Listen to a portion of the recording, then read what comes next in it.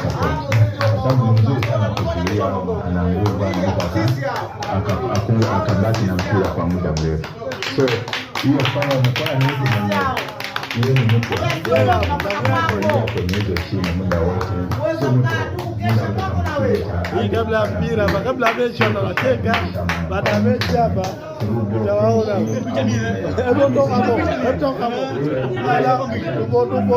Tuko katika bando hivi sasa hivi.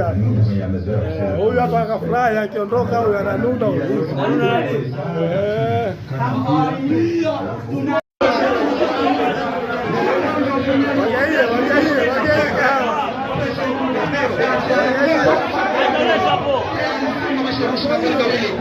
Wanajadiliana mambo